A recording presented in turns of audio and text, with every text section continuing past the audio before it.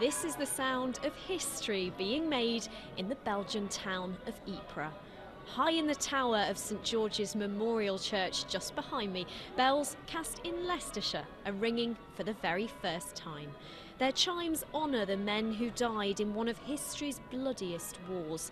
Today, their relatives are among hundreds here for this moment, including Peter Fleckney, whose grandfather was killed fighting 103 years ago today. My grandfather was Alfred Martin Fleckney. He came to Flanders on the 4th of September and he was killed on the 22nd of October 1914. It's the most wonderful thing that's happened in my life, to be able to celebrate my grandfather's death by listening to the bells that rang today.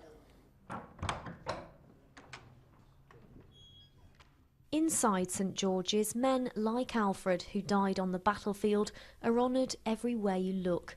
In the beautiful stained glass windows, on brass plaques that adorn the stone walls, and even on brightly coloured knitted kneelers.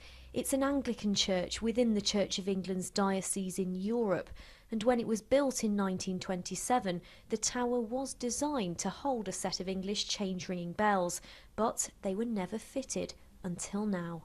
Here's Reverend Gillian Trinder.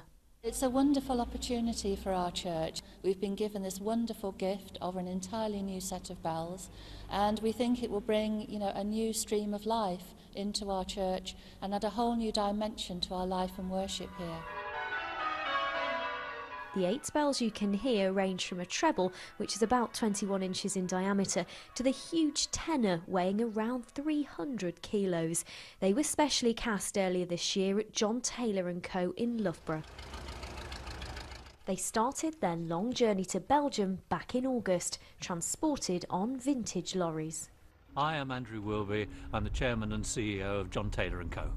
Andrew oversaw the making of the bells, and he's followed them to their new home for their blessing and first peal. It's a moment he simply couldn't miss. What we wanted to do is create an English musical instrument here in Ypres as part of the soundscape of the town, something that's totally missing from the rest of Europe because it's a very English thing. I'm pretty pleased with the way they sound here now, which is they have power and presence, which is what we hoped. The bells cost £100,000, entirely funded by donations in a project organised by ringers. But here in Belgium, they're priceless. They're the only set to turn full circle in the country. Trell's going, she's gone.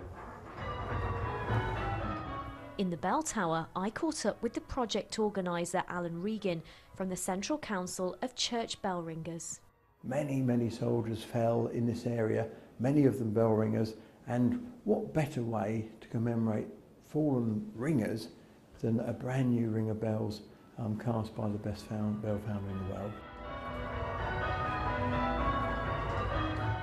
But because this tradition is unique to the English-speaking world, the challenge is now on to teach locals how to do it. It's also hoped visiting bell ringers will keep this sound alive and the memory of the millions of servicemen who made the ultimate sacrifice.